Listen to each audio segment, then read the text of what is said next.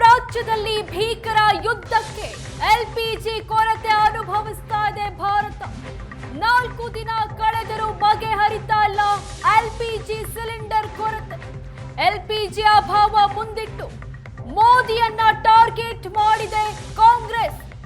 ಮೋದಿ ಸರ್ಕಾರ ಮೊದಲೇ ಎಚ್ಚೆತ್ತುಕೊಂಡಿದ್ರೆ ಈ ಸ್ಥಿತಿ ಬರ್ತಿರ್ಲಿಲ್ಲ ಅಂತ ಮೋದಿ ವಿರುದ್ಧ ವಿಪಕ್ಷ ಟಾರ್ಗೆಟ್ ಮಾಡ್ತಾ ಇದೆ. ನರೇಂದ್ರ ಮೋದಿ ರಾಜಿಯಾಗಿದ್ದಾರೆ ಅಂತ ರಾಹುಲ್ ಗಾಂಧಿ ಟೀಕೆ ಮಾಡ್ತಿದ್ದಾರೆ. ರಷ್ಯಾ ತೈಲ ವಿಷಯದಲ್ಲಿ ನರೇಂದರ್ ಸರೆಂಡರ್ ಅಂತ ಕಾಂಗ್ರೆಸ್ ಟೀಕಿಸಿದೆ. ಕಾಂಗ್ರೆಸ್ ಈ ದೇಶಕ್ಕೆ ನಿಷ್ಠವಾಗಿಲ್ಲ ಅನ್ನೋದನ್ನ ಈಗ ಮತ್ತೆ ತೋರಿಸಿದೆ. ಇಂಥ ಸಂಕಷ್ಟದ ಸಮಯದಲ್ಲೂ ಕಾಂಗ್ರೆಸ್ ಸುಳ್ಳು ಪ್ರಚಾರ ಮಾಡ್ತಾ ಇದೆ ಅಂತ ರಾಹುಲ್ ಗಾಂಧಿ ಆರೋಪಕ್ಕೆ ಪ್ರಧಾನಿ ನರೇಂದ್ರ ಮೋದಿ ತೀಕ್ಷ್ಣ ಪ್ರತಿಕ್ರಿಯೆ ಕೊಟ್ಟಿದ್ದಾರೆ. ಎಲ್ಪಿಜಿ ಕೊರತೆ ವಿಚಾರವನ್ನೇ ಮುಂದಿಟ್ಟುಕೊಂಡು ಮೋದಿಯನ್ನ ರಾಹುಲ್ ಗಾಂಧಿ ಟಾರ್ಗೆಟ್ ಮಾಡ್ತಿದ್ದಾರೆ. ರಾಹುಲ್ ಗಾಂಧಿ ಹೇಳಿಕೆಗೆ ಪ್ರಧಾನಿ ನರೇಂದ್ರ ಮೋದಿ ಅವರು ಕೂಡ ತಿರುಗೇಟು ಕೊಟ್ಟಿದ್ದಾರೆ. ಇಂಥ ಸಂಕಷ್ಟದ ಸಮಯದಲ್ಲೂ ಕಾಂಗ್ರೆಸ್ ಸುಳ್ಳು ಪ್ರಚಾರ ಮಾಡ್ತಿದೆ ಅಂತ ರಾಹುಲ್ ಗಾಂಧಿ ಆರೋಪಕ್ಕೆ ಪ್ರಧಾನಿ ನರೇಂದ್ರ ಮೋದಿ ತೀಕ್ಷ್ಣವಾಗಿ ಪ್ರತಿಕ್ರಿಯಿಸಿದ್ದಾರೆ.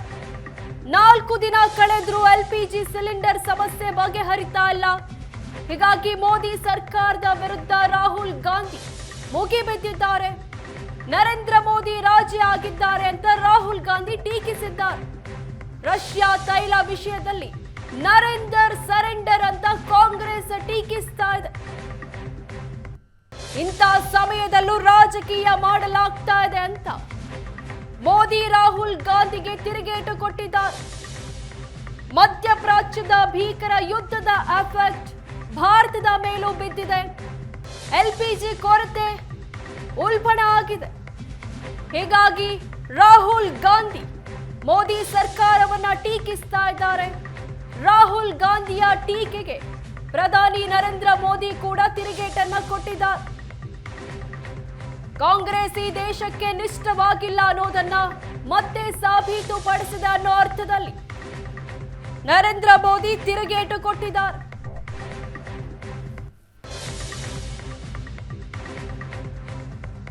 और ये अभी शुरुआत है, तो इसके बारे में मैं बोलना चाह रहा था. बट कोई नया प्रोसीजर चालू हुआ है कि मंत्री पहले डिसाइड करेगा, फिर मैं बोलूंगा, फिर मंत्री रिप्लाई करेगा.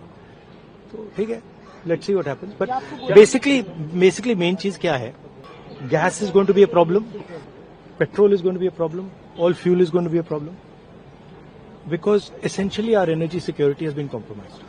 Flawed foreign policy has created this problem. Now it doesn't matter. अभी क्या करना है, अभी प्रिपेयर करना है. अभी आपके पास थोड़ा सा टाइम है, तो सरकार को, प्रधानमंत्री को एकदम प्रिपरेशन शुरू कर देनी चाहिए.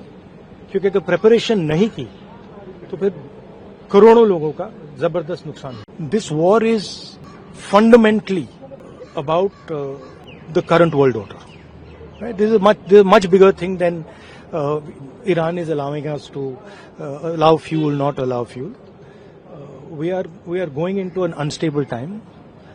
When you go into an unstable time, you have to change your mindset. You cannot have the same mindset. So what I'm suggesting to the government is that they now start to think deeply about what are the possibilities and what do we have to do to make sure that हमारे लोगों को नुकसान ना हो. I'm not making any political statement. I'm just saying that I can see that a big problem is coming. Right? And सुनिए. और अगर ये ईरान के लेवल पे अभी रिजॉल्व हो जाए, तब भी ये प्रॉब्लम नहीं जा रहा है. क्योंकि दुनिया बदल रही है, स्ट्रक्चर बदल रहा है. तो हमें माइंडसेट बदलना है. और अगर हम माइंडसेट नहीं बदलेंगे, क्लैरिटी से काम नहीं करेंगे और हिंदुस्तान की रक्षा, हिंदुस्तान को सेंटर बना के नहीं करेंगे, तो प्रॉब्लम होगा. Problem is the prime minister is not able to function as the prime minister of India, and there is a reason for it. Right? He is trapped now. ರಾಜ್ಯದಲ್ಲಿ ಕಾಂಗ್ರೆಸ್ ಕಾರ್ಯಕರ್ತರು LPG ಗ್ಯಾಸ್ ಸಿಲಿಂಡರ್ ವಿಚಾರವನ್ನ ಮುಂದಿಟ್ಕೊಂಡು ಬೀದಿಗಿಳಿದು ಪ್ರತಿಭಟನೆಯನ್ನ ನಿನ್ನೆಯಿಂದ ಪ್ರಾರಂಭ ಮಾಡಿದ್ದಾರೆ. ಈ ಕಾಂಗ್ರೆಸ್ನವರಿಗೆ ಬಹುಶಃ ನಾಚಿಕೆ ಮಾನ ಮರ್ಯಾದೆ ಯಾವುದೂ ಇಲ್ಲ, ಮತ್ತೊಮ್ಮೆ ರುಜುವಾತ್ ಮಾಡಿಕೊಂಡಿದ್ದಾರೆ. ನಮ್ಮ ದೇಶದಲ್ಲಿ ವಿಶೇಷವಾಗಿ ಕೇಂದ್ರ ಸರ್ಕಾರ ನರೇಂದ್ರ ಮೋದಿಜಿಯವರು ಕಾಳಜಿಯನ್ನು ವಹಿಸಿ ಇವತ್ತು ಕಮರ್ಷಿಯಲ್ ಸಿಲಿಂಡರ್ ಬಳಕೆಯ ಬಗ್ಗೆ ಕೆಲವು ನಿರ್ಬಂಧವನ್ನು ಹೇರುವಂತ ಸಾಧ್ಯತೆ ನಾವು ನೋಡ್ತಾ ಇದ್ದೇವೆ. ಆದರೆ ಗ್ರಾಹಕರಿಗೆ ಯಾವುದೇ ಒಂದು ತೊಂದರೆ ಆಗಬಾರ್ದು ಅಂತೇಳಿ ಅದ್ರ ಬಗ್ಗೆ ಎಚ್ಚರಿಕೆಯನ್ನು ವಹಿಸಿದ್ದಾರೆ. ಇಷ್ಟು ಗೊತ್ತಿದ್ರೂ ಸಹ ಬೀದಿಗಿಳಿದು ಹೋರಾಟ ಮಾಡ್ತಾರೆ ಅಂತ ಹೇಳಿದ್ರೆ ಎಲ್ಲೋ ಒಂದು ಕಡೆ ಇವರ ಕಾಂಗ್ರೆಸ್ ಪಕ್ಷದ ಬೌದ್ಧಿಕ ದಿವಾಳಿತನ ಇದನ್ನ ತೋರಿಸ್ತದೆ. ಇದು ಒಂದು ತಾತ್ಕಾಲಿಕ ಸಮಸ್ಯೆ. ಯಾಕೆ ಅಂತಂದ್ರೆ ಯುದ್ಧ ಪ್ರಾರಂಭ ಆಗಿರೋದ್ರಿಂದ ಈ ಸಮಸ್ಯೆ ಉದ್ಭವ ಆಗುತ್ತೆ ಅಂತೇಳಿ ಎಲ್ಲ ಜನರಿಗೂ, ಇಡೀ ಪ್ರಪಂಚದ ಜನರಿಗೆ ಇದು ಅರ್ಥ ಆಗುತ್ತೆ. ಆದರೆ ಕಾಂಗ್ರೆಸ್ನವ್ರಿಗೆ ಇದು ಅರ್ಥ ಆಗಲ್ಲ. ಯಾಕಂತಂದ್ರೆ ಅವರು ಅಷ್ಟೊಂದು ಬುದ್ಧಿವಂತರು ಅಂತ ನಾನು ಅನ್ಕೊಳ್ಳೋದಿಲ್ಲ. ಅದಕ್ಕೂ ಕೂಡ ರಸ್ತೆಗಳಲ್ಲಿ ಕೂತ್ಕೊಂಡು ಅಡಿಗೆ ಮಾಡ್ತಿದ್ದಾರೆ ಕೆಲವರೆಲ್ಲ. ಪಾಪ ಅವ್ರ ಮನೆಯಲ್ಲಿ ಅಡಿಗೆ ಮಾಡಿ ರೂಢಿ ಇಲ್ಲ ಅವ್ರಿಗೆ. ಇದು ಪ್ರೊಟೆಸ್ಟ್ ಮಾಡ್ತಕ್ಕಂಥ ಸಂದರ್ಭ ಅಲ್ಲ. ಸುಮಾರು 30% ನಮ್ಮಲ್ಲಿ ಉತ್ಪತ್ತಿ ಆಗುತ್ತೆ ಗ್ಯಾಸ್ ಮತ್ತು ಪೆಟ್ರೋಲಿಯಂ. ಉಳಿದಿರ್ತಕ್ಕಂಥ ಎಲ್ಲವನ್ನೂ ಕೂಡ ನಾವು ಆಮದು ಮಾಡ್ಕೊಳ್ಬೇಕಾದಂಥ ಒಂದು ಪರಿಸ್ಥಿತಿಯಲ್ಲಿ ನಾವು ಇದ್ದೇವೆ. ಹೀಗಾಗಿ ಈಗ ಕೇಂದ್ರ ಸರ್ಕಾರ ವಿಶೇಷವಾಗಿರ್ತಕ್ಕಂಥ ಗಮನ ಹರಿಸ್ತಾ ಇದೆ.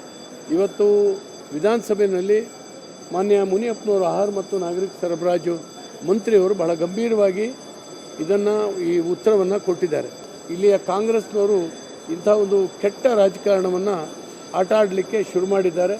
ಇವರಿಗೆ ಜನ ಬುದ್ಧಿ ಕಲಿಸ್ತಾರೆ. ಇಡೀ ದೇಶದ ಜನಕ್ಕೆ ಗೊತ್ತಾಗಿದೆ ಈ ದೇಶದ ನೇತೃತ್ವ ಭಾಳ ಗಟ್ಟಿಯಾಗಿರೋದ್ರಿಂದ ಇಷ್ಟು ಮಟ್ಟಿಗಾರು ಇದೆ, ಇಲ್ಲದಿದ್ದರೆ ಸಾಧ್ಯನೇ ಆಗ್ತಿರಲಿಲ್ಲ. ಹಾಗಾಗಿ ಮೋದಿಯವ್ರನ್ನ ಈ ಸಂದರ್ಭದಲ್ಲಿ ಅಭಿನಂದಿಸಬೇಕಾಗ್ತದೆ. ಇರಾನ್ ಕಡೆಯಿಂದ ಆಯಿಲ್ ಬರ್ತಾ ಇಲ್ಲ, ಮತ್ತೆ ರಷ್ಯಾದ ಕಡೆಯಿಂದ ತರಿಸ್ತಾ ಇದ್ದಾರೆ. ಹೀಗೆ ನಮ್ಮ ವಿದೇಶಾಂಗ ನೀತಿ ತುಂಬ ಚೆನ್ನಾಗಿದೆ.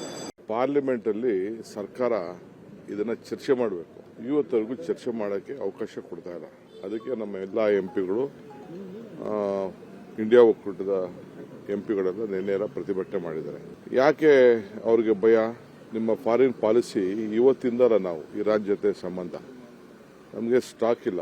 ಈಗಾಗಲೇ ಡೀಸೆಲ್ ಬೆಲೆ ನಿನ್ನೆನೆ ಹೆಣ್ಮಕ್ಳು ವರ್ಲ್ಡ್ ವುಮನ್ ಡೇ ದಿನನೇ 60 ರೂಪಾಯಿ ಏರಿಕೆ ಮಾಡಿ ಎಲ್ಲರಿಗೂ ಮಾಡಿದ್ದಾರೆ. ಎಂಪಿಗಳು ಯಾಕೆ ಮಾತಾಡ್ತಾ ಇಲ್ಲ? ಎಂಪಿಗಳು ಒಬ್ರು ಮಾತಾಡ್ತಾ ಇಲ್ಲ. ಈ ಗ್ಯಾಸ್ ಬೆಲೆದು, ಗ್ಯಾಸ್ ತೊಂದರೆ ಆಗಿರೋದು ಈಗ ಎಲ್ಲ ಸ್ಟ್ರೈಕ್ ಮಾಡ್ತಾರಲ್ಲ, ಎಂಪಿಗಳು ಅದ್ರ ಬಗ್ಗೆ ಮಾತಾಡಲಿ.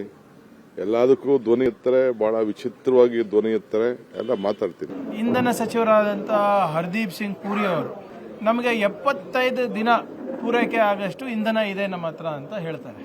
ಆದರೆ ಸರ್ಕಾರದಲ್ಲಿ ಏನಾಗ್ತಾ ಇದೆ ಏನಾಗ್ತಾ ಇಲ್ಲ ಅಂತ ಕೇಂದ್ರ ಸರ್ಕಾರಕ್ಕೆ ಗೊತ್ತಿಲ್ಲ, ಸಚಿವರಿಗೆ ಗೊತ್ತಿಲ್ಲ. ನೀವು ಹೇಳ್ದಂಗೆ ಹೋಟೆಲ್ ಮಾಲೀಕರು ಇರ್ಬೋದು, ಸಣ್ಣ ಪುಟ್ಟ ಬಿಸ್ನೆಸ್ಗಳಿರ್ಬೋದು, ಅವರು ಆತಂಕದಲ್ಲಿದ್ದಾರೆ. ಇದು ಮಾತೆತ್ತಿದ್ರೆ ವಿಶ್ವಗುರು ವಿಶ್ವಗುರು ಅಂತಾರಲ್ಲಪ್ಪ. ಏನು ಇದ ಮಾಡೋದು? ನಿಮ್ದು ಇಬ್ರು ದೋಸ್ತಗಳು, ಟ್ರಂಪ್ ನಿಮ್ಮ ಬೆಸ್ಟ್ ಫ್ರೆಂಡ್ ಅಂತೀರಾ, ಇಬ್ರು ಸಮುದ್ರದ ಅಲೆಗಳಲ್ಲಿ ಓಡಾಡ್ತೀರಾ ಪ್ಯಾಂಟ್ ಏರ್ಸ್ಕೊಂಡು. ಇದು ನಮ್ಮ ರಾಷ್ಟ್ರದ ವಿದೇಶಾಂಗ ನೀತಿ ಮತ್ತು ಆರ್ಥಿಕ ನೀತಿಯ ವೈಫಲ್ಯ. ಬರೇ ಮನ್ ಕಿ ಬಾತಿಗೆ ಅವರು ಪ್ರಧಾನಮಂತ್ರಿ ಆಗಿದ್ದಾರೆ, ರೀಲ್ಸ್ ಮಾಡ್ಲಿಕ್ಕೆ ಪ್ರಧಾನಮಂತ್ರಿ ಆಗಿದೆ. ಇವತ್ತು ಎಸ್ಮಾ ಜಾರಿ ಆಗಿದೆ ಅಲ್ಲ, ಯಾರ ಜವಾಬ್ದಾರಿ ಅದಕ್ಕೆ?